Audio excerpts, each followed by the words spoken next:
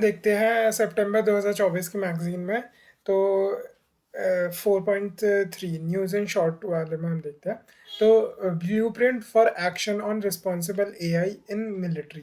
तो रीम मतलब रीम क्या है, responsible AI in the military domain. री एम री एम समिट 2024 में सियोल में हुई।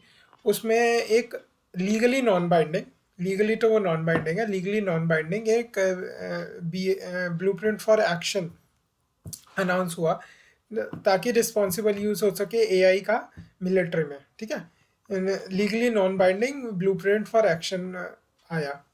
अब ये जो री एम है, ये इनॉग्रल समिट इसकी 2023 में हुई थी। ये एक प्लेटफॉर्म है ग्लोबल डिस्कशन के लिए ना, ताकि रिस्पॉन्सिबल मिलिट्री में एआई का यूज़ हो सके रिस्पॉन्सिबली। अब जो ब्लूप्रिंट फॉर एक्शन में सबसे पहले क्या है, इम्पैक्ट ऑफ एआई, उसके बारे में बात होती है। जो एआई की एप्लीकेशन है मिलिट्री में, जब वो डिज़ाइन होती है, डिप्लॉय होती है या यूज्ड इन अ वे ताकि जो इंटरनेशनल पीस है, सिक्योरिटी है, स्टेबिलिटी है, ये अंडरमाइन ना हो। पीस, सिक्योरिटी, स्टेबिलिटी अंडरमाइन ना हो। फिर दूसरा है कि जो एआई की एप्लीकेशन है ना, वो रिकॉग्नाइज करे फॉर कैन प्रेजेंट। ये रिकॉग्नाइज करा इसने ना, ये for action, blueprint for action recognise किया कि एआई के यूज़ के कुछ फोर्सिएबल और अनफोर्सिएबल रिस्क्स हो सकते हैं। कि जैसे कि आर्म्स रेस हो सकती है। आर्म्स रेस के कारण क्या होता है, मिस कैलकुलेशन हो सकता है, जिसके कारण सिचुएशन एस्केलेट हो सकती है। और सिचुएशन एस्केलेट जल्दी होंगी और जो कन्फ्लिक्ट का थ्रेशोल्ड है वो लोअर हो सकता है। अब तो नीड टू, और दूसरी बात इसने क्या बोली कि इंटरनेशनल पीस, सिक्योरिटी और स्टेबिलिटी को बनाए रखने के लिए क्या हमें ह्यूमन कंट्रोल और इन्वॉल्वमेंट चाहिए। कोई भी एक्शन, ठीक है, जो क्रूशियल हो सॉवरेन डिसीजन को लेके ना, न्यूक्लियर वेपन्स को लेके, उनकी एम्प्लॉयमेंट यूज़ को लेके न्यूक्लियर वेपन्स का, उसके लिए ह्यूमन कंट्रोल और इन्वॉल्वमेंट उन एक्शंस में होनी ज़रूरी है। क्योंकि ये जो ग्लोबल गोल है वो है nuclear free world, nuclear weapon free world का। तो उस गोल को ध्यान में रखते हुए ह्यूमन की कंट्रोल और इन्वॉल्वमेंट ज़रूर होनी चाहिए। फिर उसके अगला है implementing responsible AI in military domain. जो एआई की जो एप्लीकेशन है वो एथिकल और ह्यूमन सेंट्रिक तरीके से होनी चाहिए और नेशनल और इंटरनेशनल लॉज के तहत होनी चाहिए। डायलॉग प्रमोशन हो on regress T and D protocols पे, डायलॉग डिबेट डिस्कशन डायलॉग हो। टी एंड डी प्रोटोकॉल मतलब जो टेस्टिंग एंड इवैल्यूएशन प्रोटोकॉल्स हैं उसको लेके। फ्यूचर गवर्नेंस को लेके क्या बोला इसने, इसने बोला जो फ्यूचर गवर्नेंस होगा ना एआई इन मिलिट्री में, वो ओपन एंड इंक्लूसिव तरीके से हो, अपना इंटरनेशनल कॉपरेशन हो, कैपेसिटी बिल्डिंग हो, नॉलेज गैप रिड्यूस करने के लिए। ठीक है, तो अब हमने देख लिया क्या है ये अपना REAIM, responsible AI in military domain. इसकी समिट सियोल में हुई थी। ठीक है, अब international peace, security, stability, foreseeable and unforeseeable risk, human involvement in nuclear weapon employment, और फिर ethical and human centric use होना चाहिए नेशनल इंटरनेशनल लॉज को फॉलो करते हुए। तो यही सब बातें इसमें कही है। ऑपरेशन चक्र 3 देख लेते हैं। सीबीआई ने सक्सेसफुली डिसमेंटल किया है एक वर्चुअल एसेट। ठीक है, वर्चुअल एसेट मतलब जैसे डॉज कॉइन वगैरह होते हैं ना, तो ये सब वर्चुअल एसेट्स होते हैं। तो एक वर्चुअल एसेट को वर्चुअल एसेट को क्या है किया है, सीबीआई ने डिसमेंटल किया है। एंड अब बुलियन सपोर्टेड क्रिमिनल नेटवर्क, उसको भी डिसमेंटल किया है। ठीक है, एक वर्चुअल एसेट को Boolean supported cyber crime network को थ्रू ऑपरेशन चक्र। ये इस ऑपरेशन में जो कोलैबोरेशन कोऑर्डिनेट कर रही है एफबीआई के साथ, कोऑर्डिनेट कर रही है सीबीआई। अब जो सीबीआई है इन 2022 में उसने ये ऑपरेशन स्टार्ट किया था। इंटरपोल इसमें असिस्ट करता है। और ये मिशन क्या है, global action to combat and dismantle, ये जो ऑर्गेनाइज क्राइम हो रहा है ना, और organise cyber enabled financial crime networks, financial crime हो रहा है तो उसके नेटवर्क्स है। तो ये साइबर इनेबल्ड है, साइबर की मदद से organise cyber enabled financial crime, organise financial crime networks हैं। ठीक है, उसको डिसमेंटल करने के लिए, कॉम्बैट डिसमेंटल करने के लिए ग्लोबल लेवल। तो ये अगर सीबीआई का रोल लाएगा ना फाइनेंशियल क्राइम से लिखने के लिए, तो हम ऑपरेशन चक्र 3 लिख सकते हैं। फिर या फिर इंटरपोल का रोल आएगा कि कोलैबोरेशन में, तब हम लिख सकते हैं कि सीबीआई ने ऑपरेशन चक्र इंटरपोल की हेल्प ली है उसमें। और अगर हम इंटरनल सिक्योरिटी में भी आते हैं ना, ऑर्गेनाइज फाइनेंशियल क्राइम से रिलेटेड, उसमें भी ये लिख सकते हैं एग्जाम्पल। अब तीसरा है इसमें सेकंड अरिहंत क्लास सबमरीन, जिसे आईएनएस अरिघाट में भी कह सकते हैं, वो कमीशन हुई है। तो Indian navy now has 2 SSBN. SSBN मतलब ship submersible ballistic and nuclear. Ship submersible ballistic and nuclear submarine, मतलब ये शिप ऊपर भी आ सकती है, समर्सिबल मतलब पानी के नीचे भी रह सकती है, बैलिस्टिक मिसाइल्स भी फेंक सकती है, और जो न्यूक्लियर कैपेबल भी है ये। तो ship submersible ballistic nuclear submarine, SSBN submarine अब इंडिया के पास 2 हो गई है। कौन सी? अरिहंत और अरिघाट। तो इसको नाम वैसे तो ऐसे याद करना है, एसएसबीएन अरिहंत अरिघाट, एसएसबीएन अरिहंत अरिघाट। तो एसएसबीएन सबमरीन अरिघाट में अंत हुई।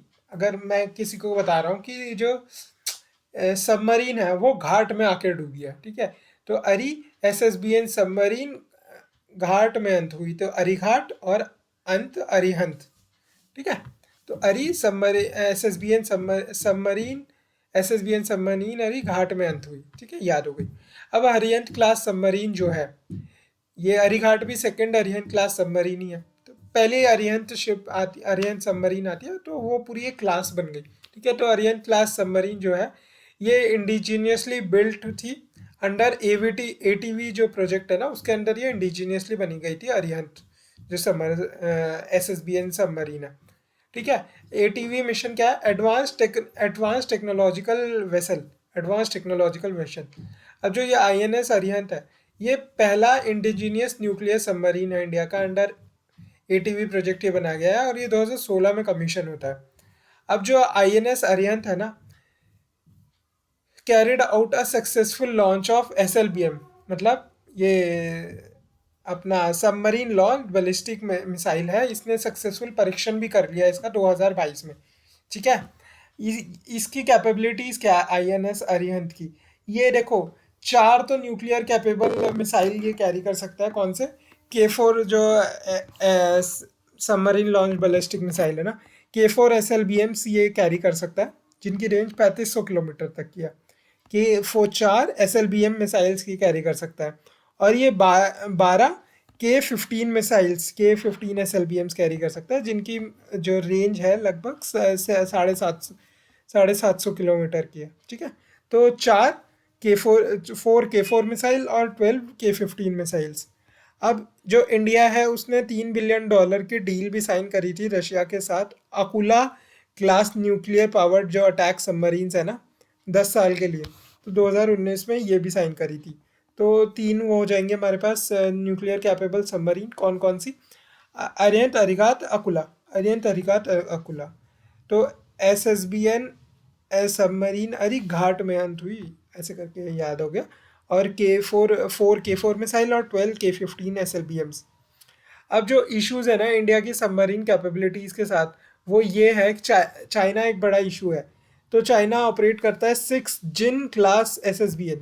जैसे हम SSBN हमारा कौन सा है? अरिहंत क्लास SSBN है ना, उसके पास ऐसे जिन, काई जिन, ऐसे वहाँ पे नाम होता है ना, काई जिन, जिंगजू, ऐसे नाम होते हैं वहाँ। तो जिन क्लास की जो SSBN है वहाँ उसके पास 6 है। अभी तो हमारे पास अरिहंत और अरिघाट 2 ही हैं, और एक अकुला के लिए हमने साइन करा है रशिया से। तो इसके पास 6 जिन क्लास SSBNs है, जो JL2 जिन JL2 बैलिस्टिक मिसाइल्स का इस्तेमाल करती है, जिसकी रेंज 7200 किलोमीटर तक है। और देखो इंडिया की तो 4 K4 मिसाइल जो वो कैरी कर सकती है, उन K4 मिसाइल की रेंज भी 3500 किलोमीटर है, और जो K15 मिसाइल है उसकी तो 750 किलोमीटर ही है। तो उससे 10 गुना ज़्यादा रेंज है इस JL2 मिसाइल्स के पास, ठीक है। Lack sustained investment and technological advancement.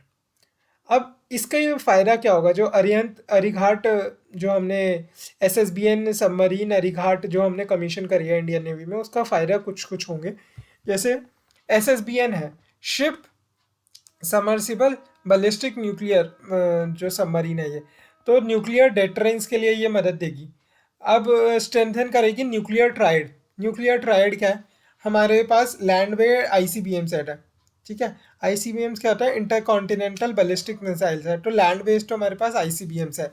फिर समुद्र में हमारे पास सबमरीन लॉन्च वो है एसएलबीएम्स, सबमरीन लॉन्च बैलिस्टिक मिसाइल है। Land based ICBM, intercontinental ballistic missile, submarine launch ballistic missiles भी हमारे पास, और स्ट्रैटेजिक बॉम्बर्स भी है। तो ये न्यूक्लियर ट्रायड हमारे पास हो गया। तो ऐसे करके भी दिखा सकते हैं nuclear triad.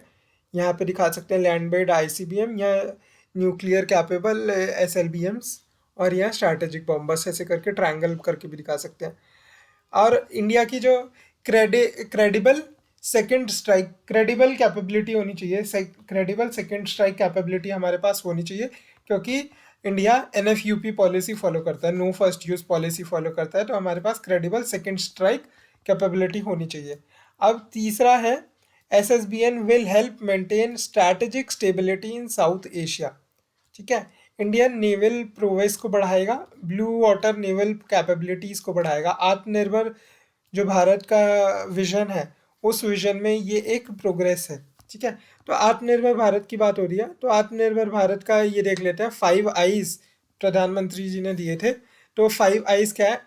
Intent, innovation, investment, infrastructure, inclusion. Intent, innovation, investment, infrastructure, inclusion. Intent, innovation, infrastructure, investment, inclusion. 5 आई याद हो गए सेल्फ रिलायंट इंडिया के लिए। तो ये इंटेंट भी दिखाता है, एसएसबीएन जो अरीघाट है, इंटेंट भी दिखाता है, इनोवेशन भी दिखाता है, इन्वेस्टमेंट भी दिखाता है, इंफ्रास्ट्रक्चर भी दिखाता है, ठीक है।